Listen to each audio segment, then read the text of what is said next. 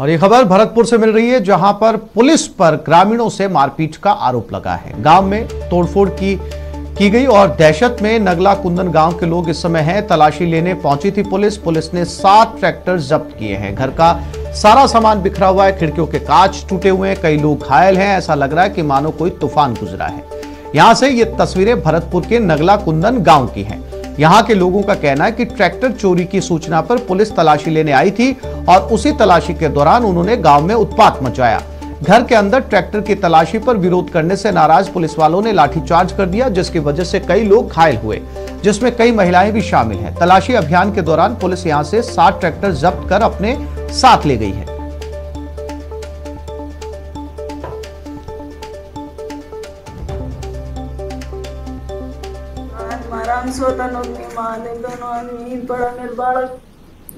मारा पहले तो ये बताओ पापा हम डोट पड़ो ही दोनों, और जब नंगी कर मारा ही नहीं ना मुंडा क्लास हम वाकई पट कर जब मारा हमने, और बिंदु की ही दे मेरी हम जान में नुकनी है कि हम दे हाथ में दे, फिर ही जब छेड़ा पूजा में छोड़ो ना, जब ले अगर वो हम आदमी में हो दी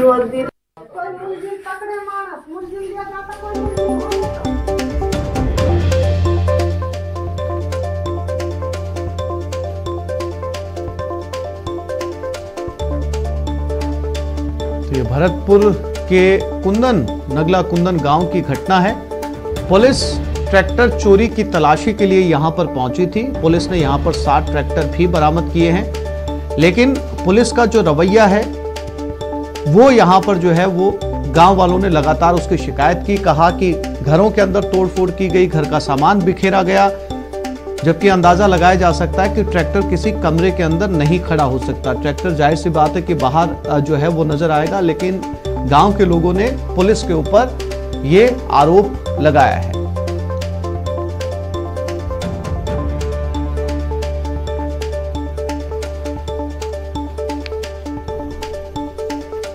भरतपुर के नगला कुंदन गांव के अंदर तलाशी लेने के लिए पुलिस पहुंची थी। पुलिस यहां से अपने साथ 7 ट्रैक्टर भी लेकर गई है।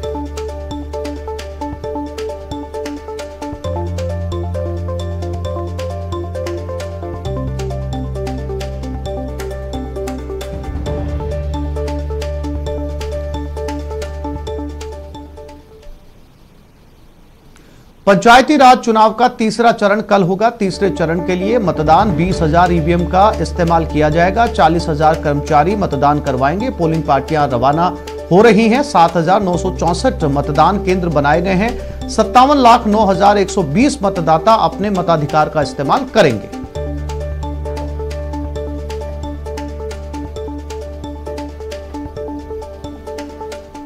तो पंचायत चुनाव का तीसरा चरण, थम गया प्रचार का शो। अब डोर टू डोर 1 दिसंबर को होगा मतदान। मतदान की तैयारी पूरी।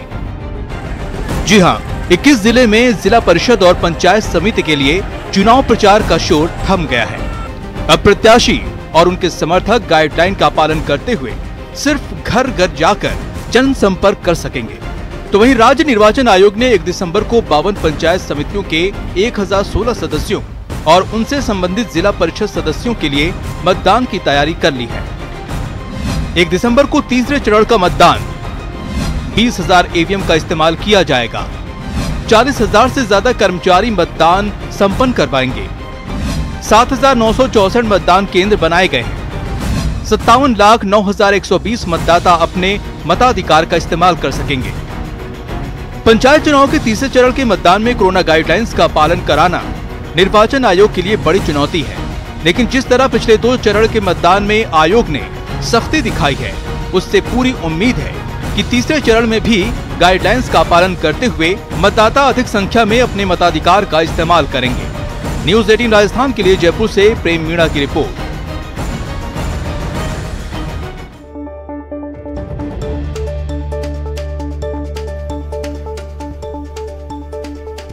तो 1 दिसंबर को तीसरे चरण का मतदान होना है। सभी पोलिंग पार्टियां आज रवाना हो रही हैं। कल तीसरे चरण का 1 दिसंबर को मतदान होगा। इन मतदान में 20,000 ईवीएम का इस्तेमाल किया जाएगा और 40,000 कर्मचारियों को मतदान की ड्यूटी के दौरान लगाया गया है। पहले 2 चरण संपन्न होने के बाद अब तीसरा चरण पंचायती राज चुनाव। कल 1 दिसंबर को 7,964 मतदान केंद्र बनाए गए। अभिजीत दवे अजमेर से हमारे साथ जुड़ गए हैं, उनके पास चलते हैं। अभिजीत, तीसरे चरण की तैयारियां पूरी हो चुकी हैं, पोलिंग पार्टियां रवाना हो रही हैं। अभिजीत।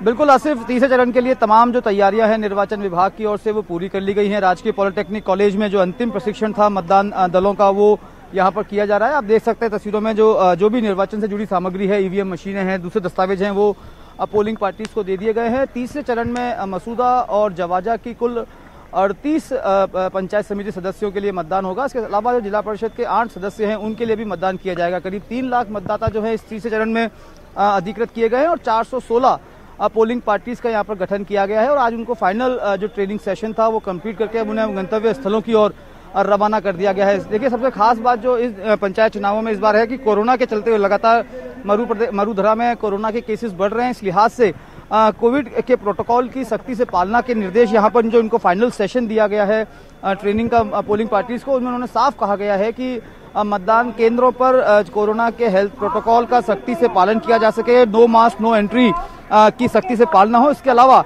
जो पुलिसकर्मी तैनात होंगे मतदान केंद्रों पर उनको भी अलग से इस बात के सख्त निर्देश दिए गए हैं कि सामाजिक दूरी की सख्ती से पालना हो और सैनिटाइजर और थर्मा स्कैनिंग जो है उसकी व्यवस्था यहाँ पर की जा सके। तो तमाम जो पहले के 2 चरण के मतदान हुए हैं अजमेर में, जिनमें करीब 6 पंचायत समितियों 7 मतदान समितियों का मतदान यहाँ पर हो चुका है 2 चरणों में, वो शांतिपूर्ण रूप से रहा है और कहीं से भी न तो कोरोना गाइडलाइन के उल्लंघन की शिकायतें आई थी, न ही कोई दूसरी अन्य शिकायतें आई थी जो ईवीएम से जुड़ी हुई हो।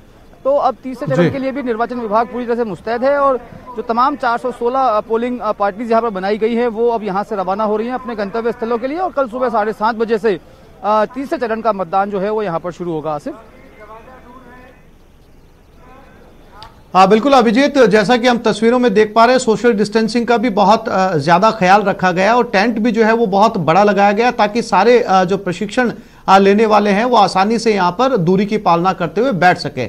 इसके अलावा एक और महत्वपूर्ण बात अभिजीत, अक्सर जब चुनाव शुरू हो जाते हैं, पोलिंग शुरू हो जाती है, तो ऐसे में इक्की दुक्की जगहों से जो है वो ईवीएम खराब होने की भी शिकायतें सामने आती है। क्या इस प्रशिक्षण में ईवीएम को भी चेक किया जाता है अभिजीत?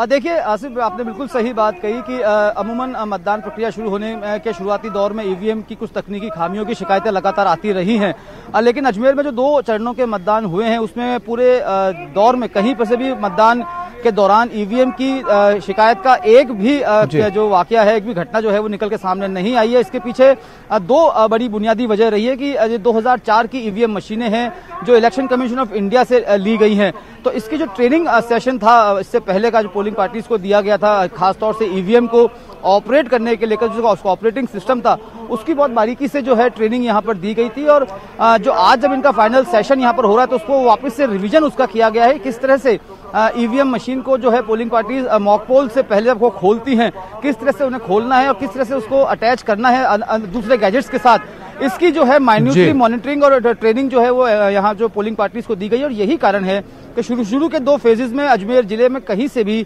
ईवीएम की तकनीकी खामी की कोई भी शिकायत जो है वो रजिस्टर्ड नहीं हो पाई है और उम्मीद यही की जा रही है कि जिस तरह का ट्रेनिंग सेशन जो है पोलिंग पार्टीज को दिया गया है और कल जब मतदान शुरू होगा तो ये जो सिलसिला है नो एरर ईवीएम का ये बदस्तूर जारी रहेगा। बिल्कुल अभिजीत, ठीक कहा आपने, क्योंकि ये ट्रेनिंग सेशन जो होता है ये सबसे महत्वपूर्ण कड़ी होता है। अगर चुनाव के नतीजे स्मूथ चलते हैं या चुनाव बहुत आसानी से करवाया जाता है तो यही वो पार्ट होता है जिसकी बदौलत ये कर्मचारी मतदान केंद्र तक पहुंचते हैं और बहुत आसानी से जो है मतदान की प्रक्रिया को संपन्न करवाते हैं। बहुत बड़ा रोल समझा जा सकता है अभिजीत इस ट्रेनिंग सेशन का।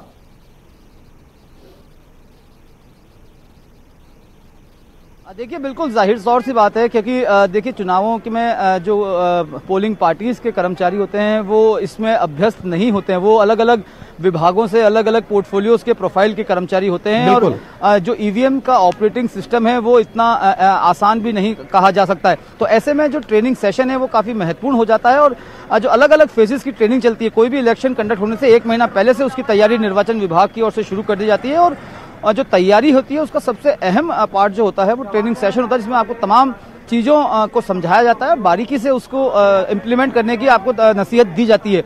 और जब ईवीएम से मतदान होने अब शुरू हुए हैं पंचायती राज व्यवस्था के भी, तो ये समझा जा सकता है कि कितनी बड़ी जिम्मेदारी निर्वाचन विभाग पर और इन मतदान दल के कर्मचारियों पर होती है कि वो 0 एरर के साथ इस पूरी प्रक्रिया को संपन्न कराया जाए। और अब जो पिछले 2 फेजेस के मतदान हुए हैं उसमें जिस तरीके से 0 एरर निकल के आया ईवीएम में, उससे निर्वाचन विभाग भी काफी जो है उत्साहित है और उम्मीद यही की जा रही है कि अगले 2 सेशन जो होने हैं, अब तीसरा चरण और जब 5 दिसंबर को चौथा चरण होगा, वो उसमें भी ये जो ट्रेनिंग सेशन है वो बदस्तूर इसी तरह जारी रहेगा और ईवीएम में किसी तरह की तकनीकी खामी नहीं आएगी। लेकिन इसके अलावा अगर कहीं से कोई खामी आ भी जाती है तो जो स्टैंड बाय टीम है निर्वाचन विभाग की, वो पूरी तरीके से मुस्तैद रही है। रिजर्व पार्टियां जो है वो मुस्तैद है, रिजर्व में ईवीएम जो है वो रखी गई है। तो सेकंड प्लान जो है निर्वाचन विभाग का वो पूरी तरीके से बना हुआ है। लेकिन निर्वाचन विभाग की कोशिश यही है कि जो उन्होंने ट्रेनिंग दी है, जो उन्होंने जिस तरीके का बारीकी से समझाया है कर्मचारियों को, वो जो उनका जो मौका जब आता है मतदान के दिन, वो उसे ढंग से उसकी पालना करेंगे और 0 एरर के साथ मतदान प्रक्रिया संपन्न कराई जाएगी। बिल्कुल अभिजीत, धन्यवाद इस जानकारी के लिए। विक्रम जागरवाल संवाददाता बीकानेर हमारे साथ जुड़ गए हैं।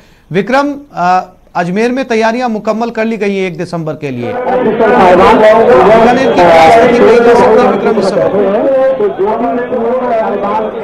जी बिल्कुल आसिफ, बीकानेर में भी आज तीसरे चरण का जो मतदान 1 दिसंबर को होने वाला है और उसके लिए जो मतदान दलों को है वो यहाँ राजकीय पॉलिटेक्निकल कॉलेज में से रवाना किया जा रहे हैं। और मैं कैमरामैन को कहूँगा कि आपको दिखाएं कि किस तरीके से जो कर्मचारी है जिनकी ड्यूटी इस चुनाव में लगी है, बीकानेर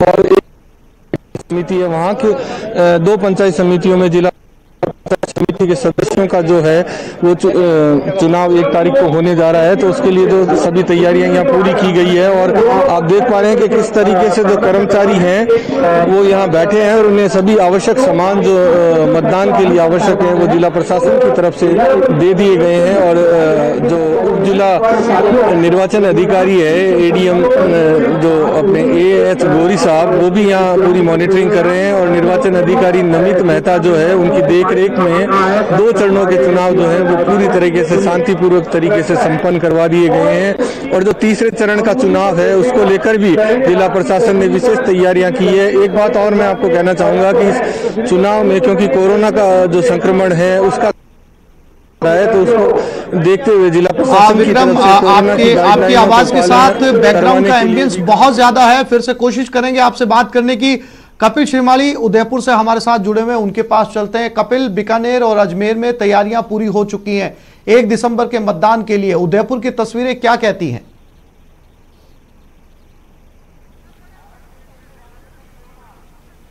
देखिए आसिफ, उदयपुर में 6 पंचायत समितियों के लिए कल मतदान होगा और इसको लेकर आज मतदान दलों की रवानगी हो रही है। आप देखिए तस्वीरें के जो मतदान दल में जो कार्मिक शामिल है उन्हें ईवीएम अलॉट की जा रही है और ये जो सभी कर्मचारी जो कि कल मतदान को संपूर्ण कराएंगे, ये जो चुनाव सामग्री इन्हें दी गई है उसे चेक करते हुए यहाँ पर हम देख पा रहे हैं। उदयपुर में मावली, बड़गांव, गिरवा, भिंडर, वल्लभनगर और कुराबड़ पंचायत समितियों के लिए मतदान होगा। इनमें कुल 202 ग्राम पंचायतों में ये मतदान प्रक्रिया कल होगी। आप देखिए कि जो मतदान सामग्री ईवीएम जो मतदान दलों को दी गई है, चेक लिस्ट के माध्यम से सभी जो सामग्री है उसे चेक किया जा रहा है। किसी तरह की कमी हो तो पहले ही मतदान दलों के सदस्यों को बताया गया है कि कमी अगर कोई है तो उसे यहीं पर उसकी पूर्ति करा ली जाए। जब गंतव्य तक सभी मतदान दल पहुंचे तो उनके पास में किसी तरह की कोई कमी नहीं होनी चाहिए और जो सामग्री यहाँ मिली है उन्हें पूरी तरह से चेक कर यहाँ से जो साधन दिए गए उनके मार्फत रवाना हो। तो ये जो मतदान दल है इन्हें अंतिम प्रशिक्षण दिया गया है फतेह स्कूल के ग्राउंड में और आर्ट्स कॉलेज के परिसर में ये जो मतदान दल रवाना हो रहे हैं, इन्हें अंतिम प्रशिक्षण देने के बाद में चुनाव को शांतिपूर्वक तरीके से, निष्पक्ष तरीके से संपन्न कराने के लिए प्रशिक्षित किया गया और इन्हें सभी को अब मतदान सामग्री अलॉट कर दी गई है। जो द्वितीय चरण का जो अंतिम प्रशिक्षण है वो भी शुरू हो चुका है, उन्हें भी अंतिम प्रशिक्षण के बाद में मतदान सामग्री अलॉट कर अपने गंतव्य के लिए रवाना किया जाएगा। जी। और डूंगरपुर से इस वक्त की बड़ी खबर मिल रही है। अवैध शराब से भरा एक ट्रक जब्त किया गया। ट्रक से 291 कार्टन जब्त किए गए। शराब की कीमत 17 लाख रुपए बताई जा रही है। बिछीवाड़ा थाना पुलिस ने कार्रवाई की। ट्रक चालक समेत 2 आरोपियों को गिरफ्तार किया गया है। हरियाणा से शराब गुजरात भेजी जा रही थी।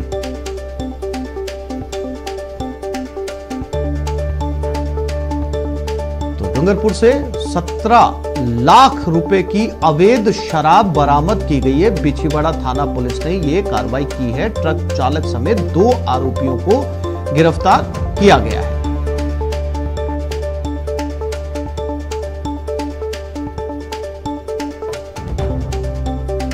ये शराब हरियाणा से चली थी गुजरात जाने के लिए, लेकिन राजस्थान में गुजरात बॉर्डर के ऊपर इस शराब को पकड़ लिया गया।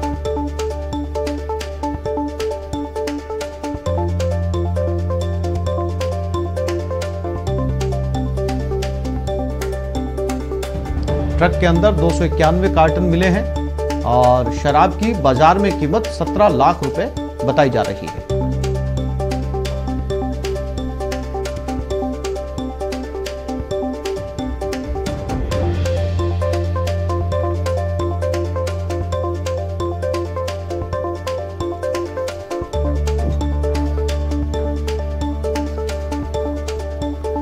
डूंगरपुर गुजरात बॉर्डर पर राजस्थान का एक जिला शराब को हरियाणा से लोड किया गया गुजरात ले जाने के लिए। गुजरात में चूंकि शराब बंदी है और वहां पर जो है चोरी छिपे शराब का कारोबार किया जाता। जयेश हमारे संवाददाता हमारे साथ जुड़ गए हैं। जयेश, हरियाणा से ये शराब चली थी गुजरात में बेचने के लिए, लेकिन राजस्थान में गुजरात बॉर्डर पर इस शराब को पकड़ लिया गया। दोनों जो 2 लोग हैं वो भी पुलिस की हिरासत में। क्या कुछ जानकारी मिल पाई? पहले वो कितनी इस तरीके से शराब की तस्करी कर चुके हैं, क्या कुछ जानकारी?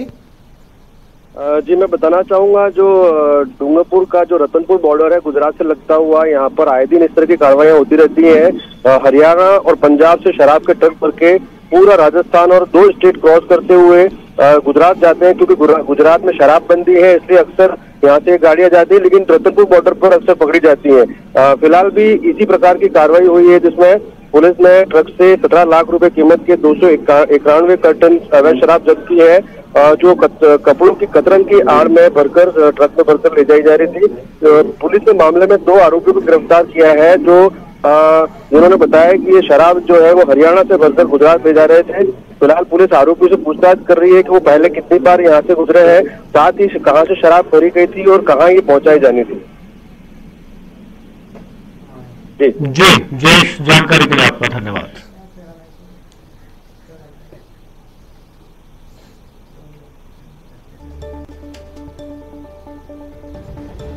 टोंक में चोरों द्वारा मोबाइल की दुकानों को निशाना बनाए जाने का सिलसिला जारी है। अज्ञात चोरों ने यहां बीती रात मालपुरा थाना क्षेत्र से टोरडी कस्बे में मोबाइल शॉप में चोरी की वारदात को अंजाम दिया और करीब 20,000 रुपए के हैंडसेट पर हाथ साफ कर लिया। चोरों ने इस वारदात को दुकान का शटर तोड़कर अंजाम दिया। गौर करने वाली बात यह है कि जहां यह वारदात हुई वो टोरडी पुलिस चौकी से महज कुछ मीटर की दूरी पर है। फिलहाल पुलिस ने मामले की जांच शुरू कर दी है।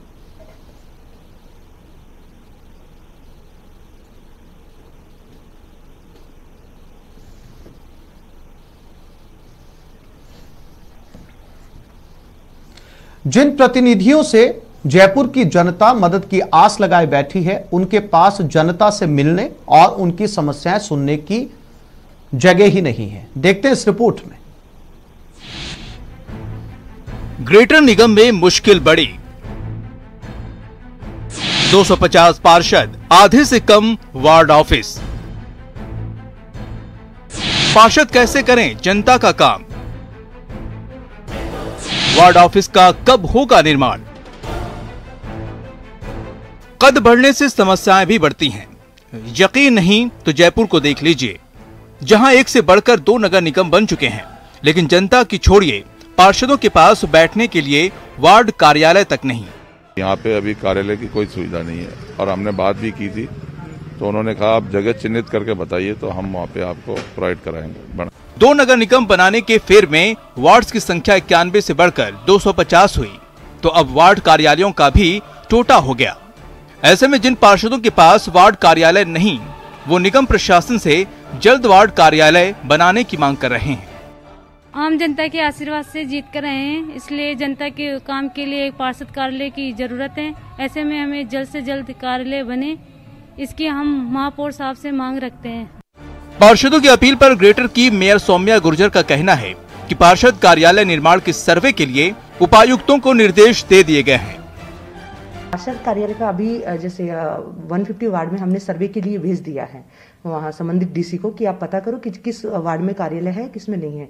जिसमें नहीं है उसके लिए एक बार हम अस्थायी कार्यालय की व्यवस्था कर रहे हैं और उसके बाद में हम हमारे निगम की वो देखकर और पार्षदों की अनुमति लेकर पार्षदों को कौन सी जगह बनवाना है और डीसी और पार्षद जो आपस में मिलकर जो जगह चिन्हित करेंगे वहाँ निर्माण का कार्य शुरू हो जाएगा जल्दी। दरअसल सबसे बड़ी समस्या वार्ड कार्यालयों को लेकर ग्रेटर नगर निगम के पास ही है, क्योंकि ग्रेटर निगम में आने वाले वार्डों में कई वार्ड जेडीए इलाकों में आते हैं। ऐसे में इन वार्ड में निगम के पास वार्ड कार्यालय निर्माण के लिए अपनी जगह भी नहीं है। न्यूज़ 18 राजस्थान के लिए जयपुर से दीपक व्यास की रिपोर्ट। ग्रेजुएशन फर्स्ट ईयर के स्टूडेंट्स के लिए आनंदम सब्जेक्ट लागू किया है, जिसमें स्टूडेंट्स को नेकी के काम करने के बदले अच्छे नंबर मिलेंगे। नेकी का काम करो, अच्छे नंबर पाओ। आनंदम से सेवा और आनंद। ग्रेजुएशन फर्स्ट ईयर के स्टूडेंट्स को मौका। जी हां, कॉलेज में सिर्फ पढ़ाई ही नहीं, नेक काम के बदले भी मिलेंगे नंबर। प्रदेश सरकार ने सभी यूनिवर्सिटी में ग्रेजुएशन फर्स्ट ईयर के स्टूडेंट्स के लिए आनंदम सब्जेक्ट्स लागू किया है, जिसमें स्टूडेंट्स को दूसरों की सेवा करने के बदले नंबर दिए जाएंगे। इसके लिए 100 नंबर तय किए गए हैं। इस सब्जेक्ट को लेकर स्टूडेंट्स काफी उत्साहित हैं। सर दिए अपने पास एक्स्ट्रा है, किसी को जरूरत है उसे दे दो, इससे भी आनंद की अनुभूति होगी। इससे तो मुझे तो बहुत कुछ सीखने को मिल रहा है, मैं तो बहुत खुश हूँ सब्जेक्ट से। आनंदम सब्जेक्ट को लागू करने का मकसद स्टूडेंट को सामाजिक सरोकार से जोड़ना है। तो बच्चों का समाज से जुड़ाव बना रहे, उनकी भावनाएं, उनकी संवेदनाएं समाज से बनी रहे, इसीलिए इस आनंदम प्रोग्राम को शुरू किया गया है। इसका जो मुख्य उद्देश्य ये है कि बच्चा व्यक्तिगत रूप से और सामूहिक रूप से इस तरह के कार्य करे जिससे उसको खुशी हो। कोई भी ऐसा परोपकार करे जिसको देने से उसको अंदर से एक आनंद की अनुभूति हो। इसीलिए इस प्रोग्राम को आयुक्त आंध्र प्रदेश के नरसापुर शहर की निवासी वेंकट लक्ष्मी हम सभी के लिए एक प्रेरणा है। उसके क्षेत्र में सेप्टिक टैंक उपचार और सफाई सुविधाओं का अभाव था। ये सोचकर कि ये एक व्यवसाय हो सकता है, उसने ट्रकों की एक श्रृंखला खरीदने के लिए पैसे इकट्ठे किए। उन्हें आकर्षक बनाने के लिए ट्रकों को चित्रित किया, ड्राइवरों को काम पर रखा और अपने बिजनेस को विज्ञापित किया। आज उसका व्यवसाय फल फूल रहा है और वो नरसापुर की नगरपालिका के लिए सैनिटेशन वेंडर भी बन गई है।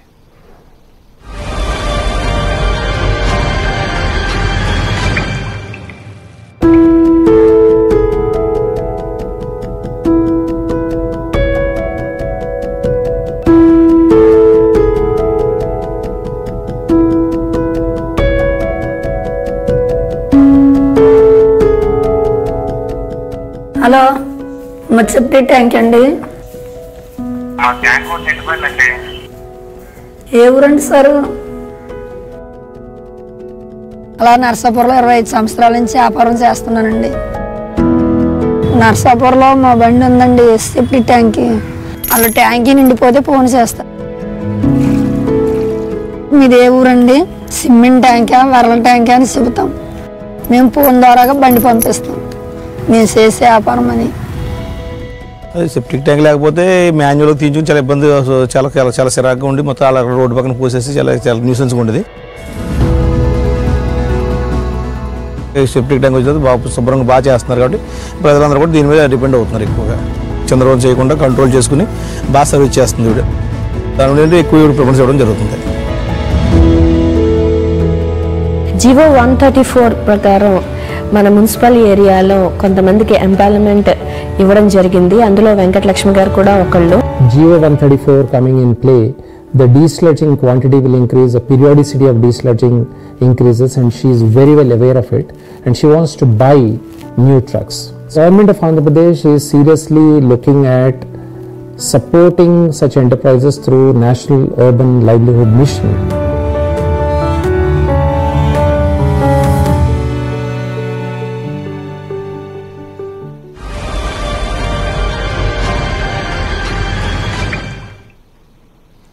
तो इस बुलेटिन में फिलहाल इतना ही। नमस्कार।